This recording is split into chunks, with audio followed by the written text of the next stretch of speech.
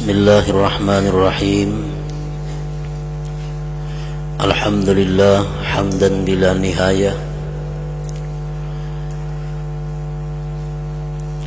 alladzi nasara 'abdah wa hazama al-ahzaba wahdah. Ashhadu an la ilaha illallah wahdahu la syarika lah, wa ashhadu anna sayyidana Muhammadan abduhu wa rasuluhu wa la nabiyya ba'dah. Allahumma salli wa sallim wa barik ala sayyidina wa maulana Muhammadin syafi'il ummah wa ala alihi wa ashabihi wa dhurriyyatihi wa atba'ihi ila yaumil qiyamah, amma ba'du. Yang kita hormati dan kita cintai para habaib, para alim ulama, para muhibbin, hadirin, hadirat, rahimakumullah. Puji syukur senantiasa kita haturkan kehadirat Allah subhanahu wa ta'ala atas nikmat, taufik, hidayah, serta inayah yang selalu dilimpahkan kepada kita. Salawat dan salam kita haturkan selalu kepada junjungan kita Nabi besar Muhammad sallallahu alaihi wasallam, dan kepada seluruh keluarga, para sahabat, zuriat beliau dan pengikut beliau ila yaumil qiyamah. Para muhibbin rahimakumullah, yang ke-105 daripada surah-surah Al-Quran, yaitu suratul Fil, makiyatun wa ayatuha khamsun. Surat yang bernama Al-Fil. Surat ini diturunkan sebelum Rasulullah sallallahu alaihi wasallam hijrah ke Madinah, dan ayat-ayatnya berjumlah 5 ayat. Bismillahirrahmanirrahim. Alam tara kaifa fa'ala rabbuka bi ashabil fil. Tidakkah kamu mengetahui, wahai Rasul, bagaimana Tuhanmu memperbuat terhadap orang-orang yang mempunyai gajah atau pasukan bergajah?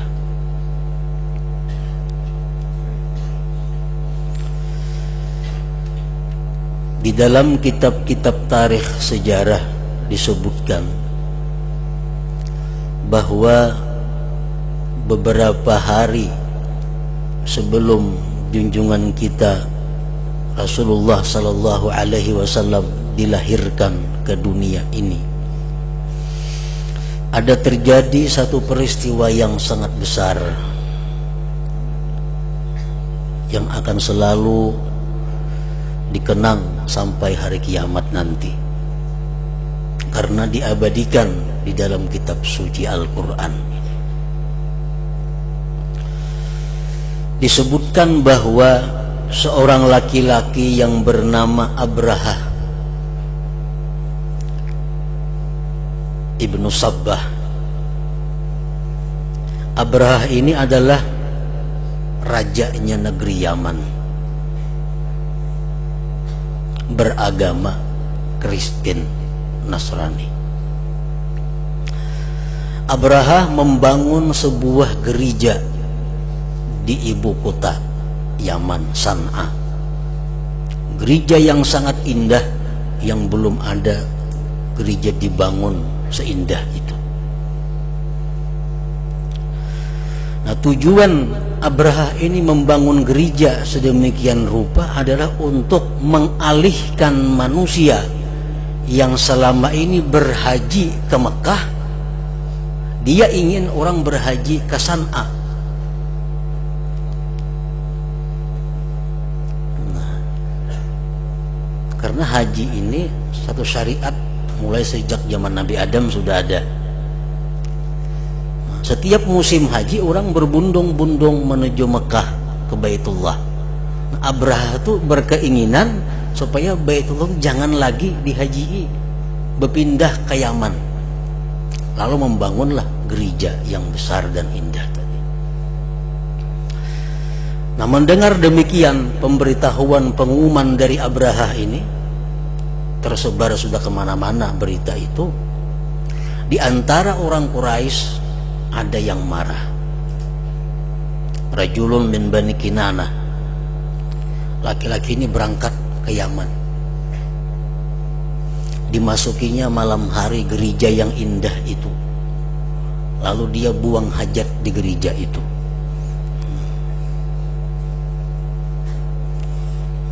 Esok harinya Abraha mendapat laporan bahwa gereja dikuturi dengan kuturan manusia. Dicek, yang menguturi orang Quraisy. Abraha pun marah dan dia memutuskan akan meruntuhkan Ka'bah. Berangkatlah Abraha yang menurut sebagian riwayat membawa 1000 pasukan bergajah. Berangkat dari Yaman menuju Makkah. Dalam perjalanannya Abraha ini berakhir singgah di satu tempat yang bernama Al-Mughammis, kurang lebih 3,5 kilometer dari Mekah, dari arah Taif. Di situ Abraha istirahat. Nah, keesokan harinya Abraha ini ingin berangkat dengan pasukannya itu menuju Mekah dengan tujuan hanya satu, merubuhkan atau meruntuhkan Ka'bah Baitullah. Nah, kenapa gajahnya itu kada mau berdiri? Dipukul, digancangi, tetap gajah itu kada mau menuju Mekah. Tapi bila mana gajah itu dialihkan ke jihad lain, mau aja berjalan. Bila diarahkan ke Makkah, duduk gajahnya. Nah, di sini Allah Subhanahu wa taala membuktikan bahwa lebih mulia gajah daripada manusia-manusia itu. Lebih pintar gajah daripada Abraha dan pasukan-pasukannya. Makanya Allah mengisyaratkan dalam ayat ini ashabil fil, sahabat-sahabat gajah. Sahabat-sahabat gajah itu mana mulianya sahabat dengan gajah? Tentu mulia gajah, makanya disebut sahabat gajah. Sayyidina Abu Bakar, Sayyidina Umar, itu ashabun Nabi, sahabat Nabi. Mana mulianya lawan Nabi? Mulia Nabi. Nah, sama ashabul fil ini lebih hebat gajah daripada mereka. Gajah kada maunya ke Makkah, diputar arah jalan. Para muhibbin rahimakumullah, di situ Allah Subhanahu wa taala menceritakan dalam ayat ini, mengeluarkan dari laut burung-burung yang berbundung-bundung ababil. Setiap burung itu membawa 3 biji batu, di mulut satu, di kaki kiri kanannya satu-satu. Dan batu itu sudah ada tertulis namanya, kada betah luput. Jadi seekor itu burung membunuh 3 manusia karena 3 biji batu. Allah perbuat yang demikian itu karena sayangnya Allah Subhanahu wa taala dengan kota Mekah ini, dengan penduduk Mekah ini. Karena kalau Allah Subhanahu wa taala memberlakukan seperti kaum Nabi Hud, seperti kaum Nabi Nuh, seperti kaum Nabi Lut, seluruh penduduk mati, baik yang ikut atau yang tidak ikut. Nah, untuk ini keistimewaan yang diberikan Allah kepada orang-orang Quraisy. Allah berikan siksa atau azab hanya kepada orang-orang yang pasukan gajah itu, sehingga orang yang di sampingnya pun yang tidak ikut luput daripada batu itu. Dan batu itu bila mana dia mengenai kepala, dia keluar di dubur. Setelah itu badan orang tersebut hancur berkeping-keping. Nah, itulah cerita ringkas daripada surat Al-Fil ini. Dan peristiwa itu menurut beberapa ahli sejarah hanya beberapa hari menjelang kelahiran junjungan kita Nabi besar Muhammad sallallahu alaihi wasallam. Alam tara kaifa fa'ala rabbuka bi ashabil fil? Tidakkah kamu mengetahui wahai Rasulullah bagaimana Tuhanmu memperbuat terhadap pasukan gajah itu? Alam yaj'al kaidahum fi tadlil? Tidakkah Allah jadikan tipu daya mereka itu menjadi sia-sia, gagal total? Wa arsala alaihim tayran ababil? Dan Allah mengirimkan kepada mereka burung yang berbundung-bundung. Tarmihim bihijaratin min sijil, yang melimpari mereka dengan batu daripada neraka. Batunya itu menurut sebagian riwayat sebesar kacang, halusnya kayak kacang. Jakanya batu dunia kada bematian itu, tapi karena itu batu neraka, batu neraka yang dikirim ke dunia. Faja'alahum ka'asfim ma'kul, maka Allah jadikan mereka itu seperti daun yang dimakan oleh ulat. Beluang, daun itu akhirnya hancur berkeping-keping. Maka itulah yang menimpa pasukan Abraha atau pasukan gajah ini. Para muhibbin rahimakumullah, banyak hal, pertanyaan-pertanyaan yang terkandung di dalam surat ini. Di antaranya, kenapa Allah subhanahu wa ta'ala membinasakan orang-orang yang ingin merubuhkan Baitullah? Allah hancurkan mereka. Tetapi Allah tidak membinasakan orang-orang yang membuat berhala-berhala di sekeliling Ka'bah dan mereka menyembah berhala. Padahal kalau kita pikir ini lebih berbahaya, lebih fatal daripada hanya sekedar merubuhkan Baitullah. Kan di zaman Nabi itu waktu awal-awal Islam ada sedikit berhala-berhala di sekeliling Baitullah itu. Nah, kenapa Allah kadang menghancurkan penyembah berhala itu, tapi Allah menghancurkan orang-orang yang berniat merubuhkan Baitullah? Imam Fakhrul Razi menjawab, orang-orang yang menyembah berhala itu hanya urusannya dengan Allah. Itu urusan Allah. Orang menyekutukan Allah itu dengan Allah urusannya. Tapi kalau orang ingin merubuhkan Baitullah, Baitullah ini dibangun oleh orang-orang Mekah dengan dana yang tidak sedikit dan sangat sulit, karena bahannya itu harus dibeli dengan uang yang 100% dinyatakan halal. Nah, kalau orang itu merubuhkan Baitullah, berarti ini kezaliman kepada manusia. Nah, kezaliman kepada manusia itu sangat dimurkai oleh Allah subhanahu wa ta'ala. Nah, oleh karena itu orang-orang yang ingin merubuhkan Baitullah ini, orang-orang yang menganiaya bangunan manusia itu, dibinasakan oleh Allah. Kaum Nabi Lut itu dibinasakan oleh Allah dengan dibalik bumi ini. Bukan mereka kada menyembah Allah, tetapi karena mereka seringkali memperkosa laki-laki. Ada melihat laki-laki yang baik diperkosanya, ada orang lewat di tengah jalan diperkosa. Allah marahnya karena itu, karena ini kezaliman terhadap sesama manusia. Andai kata mereka itu hanya tidak menyembah Allah, tapi tidak ada kezaliman, Allah tidak akan membinasakan mereka. Allah tidak akan mengirim bala bencana kepada mereka. Kaum Nabi Nuh, andai kata mereka hanya sekedar tidak mau menyembah Allah, tidak akan dikirim bala seperti banjir besar itu.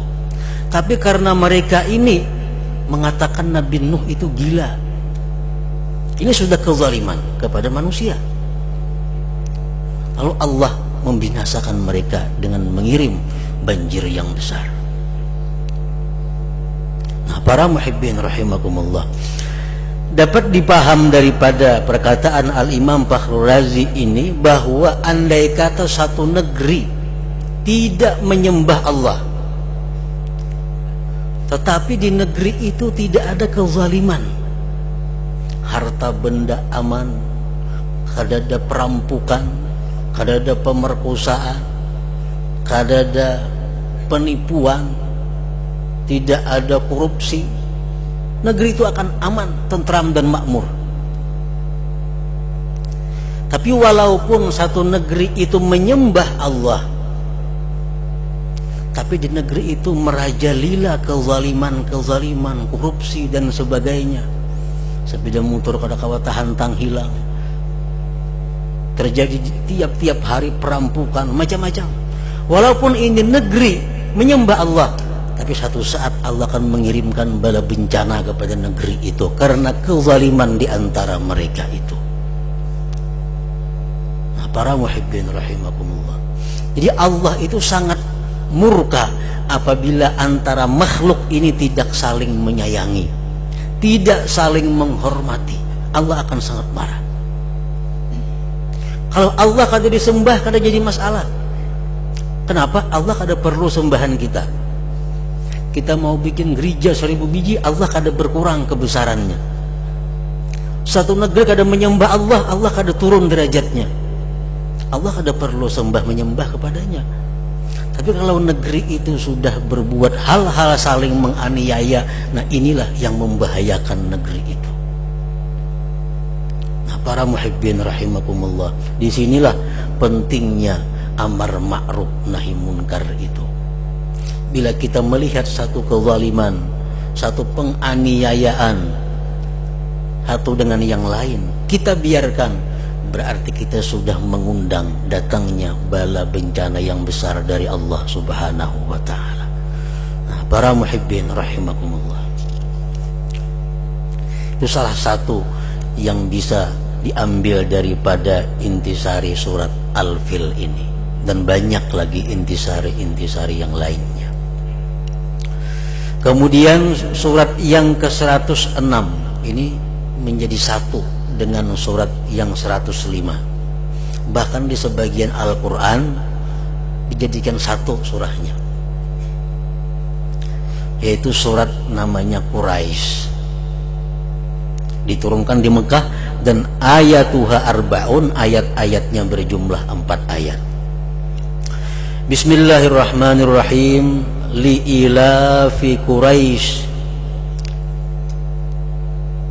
untuk menyenangkan hati orang-orang Quraisy.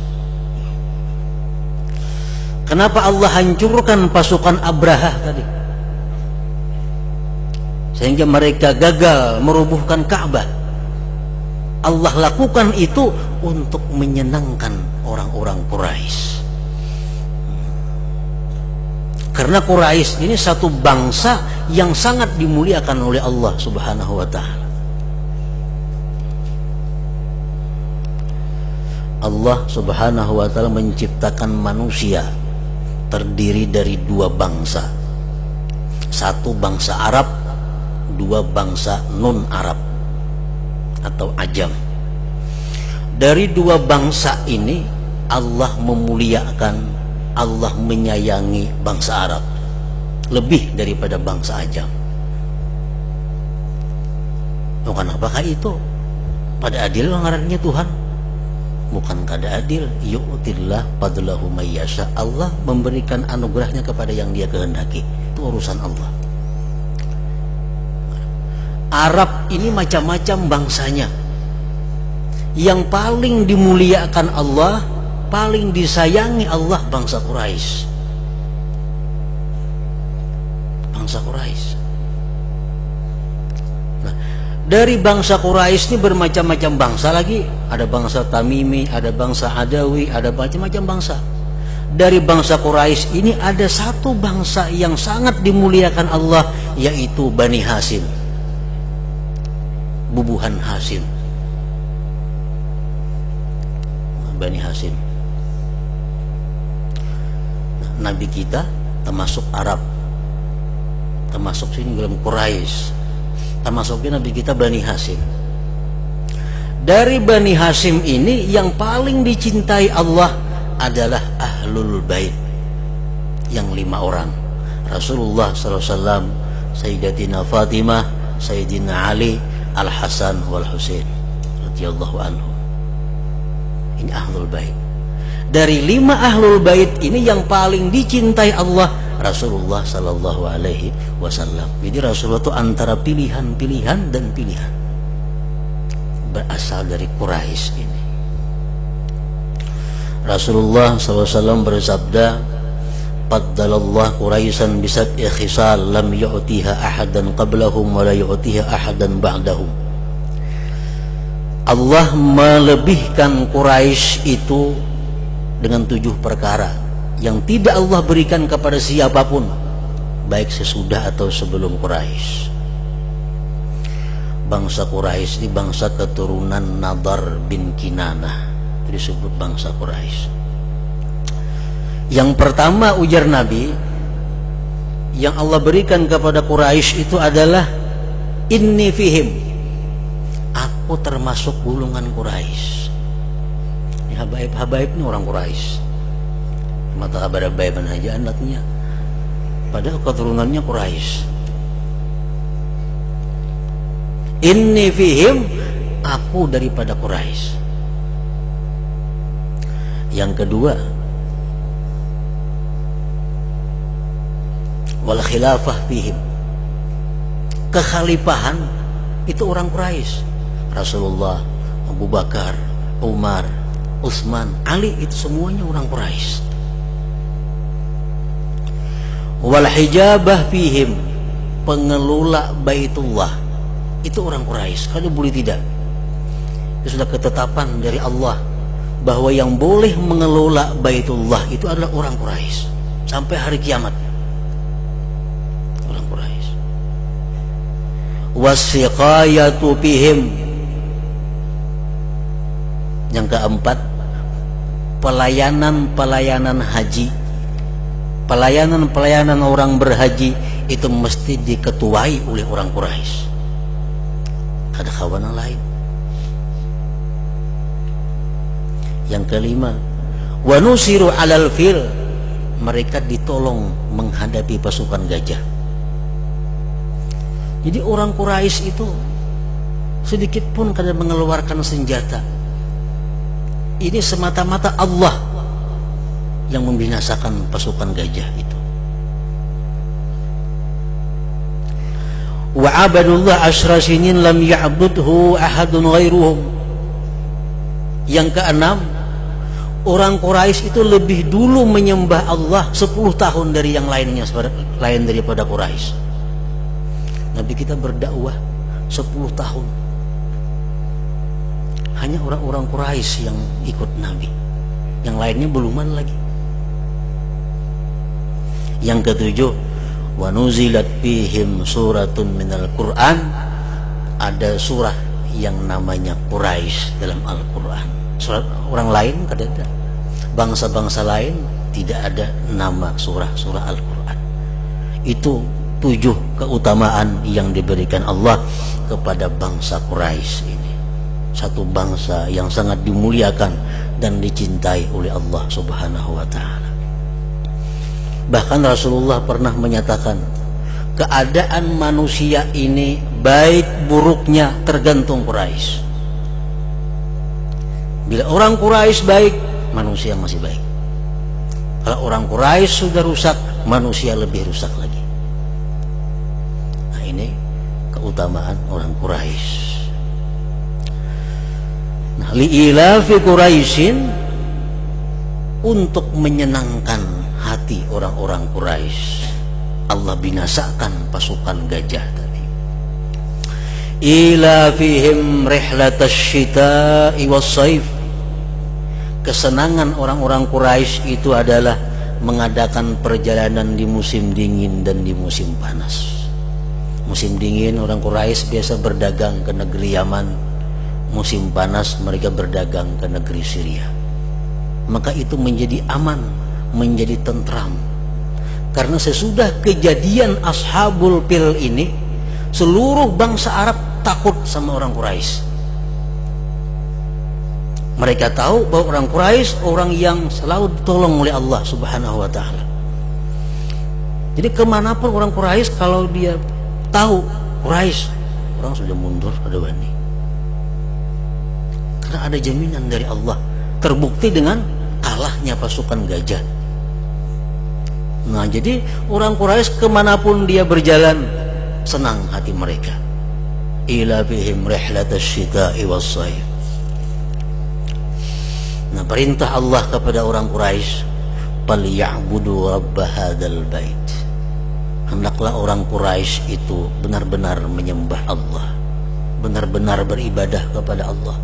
Karena nikmat yang mereka terima dari Allah sangat besar daripada bangsa-bangsa yang lain.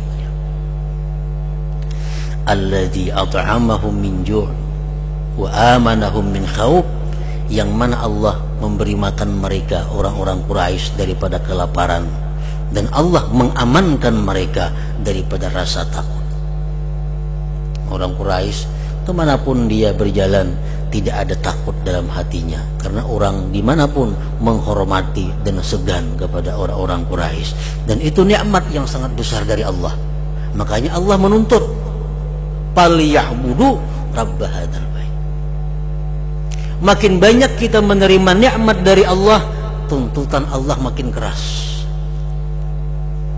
Orang kaya kada sembahyang, orang miskin kada sembahyang, siksanya lain. Siksanya lain. Neraka juga keduanya, cuma lain nerakanya. Ini neraka orang miskin di sini. Kenapa? Karena orang kaya, orang yang banyak menerima nikmat dari Allah, mestinya mereka lebih rajin, lebih banyak ibadah kepada Allah. Orang miskin, tuntutan tidak sebesar kepada orang-orang kaya. Orang-orang yang sihat dengan orang-orang yang sakit. Orang yang sakit kada sembahyang, Allah marah. Orang sihat kada sembahyang, sangat marah. Kenapa? Ini sihat nikmat Allah, lebih dituntut untuk berbakti kepada Allah daripada orang sakit. Mereka dituntut juga berbakti, tapi kada sekeras tuntutan kepada orang-orang yang kaya. Nah, falyabudu rabb hadzal bait alladzi at'amahum min ju' wa amanahum min khauf. Para muhibbin rahimakumullah, mudah-mudahan Allah Subhanahu wa ta'ala memberikan kita kekuatan, kemampuan untuk selalu mensyukuri nikmat yang diberikan kepada kita. Selanjutnya yang ke-107 suratul Maun. Ila hadratin Nabi sallallahu alaihi wasallam, Al-Fatihah. Iyyaka na'budu wa iyyaka nasta'in. Shiratal ladzina an'amta 'alaihim. أشهد أن لا إله إلا الله وحده لا شريك له أشهد أن سيدنا محمدا عبده ورسوله لا إله إلا الله نستغفر الله لا إله إلا الله نستغفر الله لا إله إلا الله نستغفر الله لا إله إلا الله ونتوب إلى الله لا إله إلا الله محمد رسول الله صلى الله عليه وسلم فيا أيها الرجل منه شفاعة صلوا عليه وسلموا تسليما اللهم صل وسلم وبارك عليه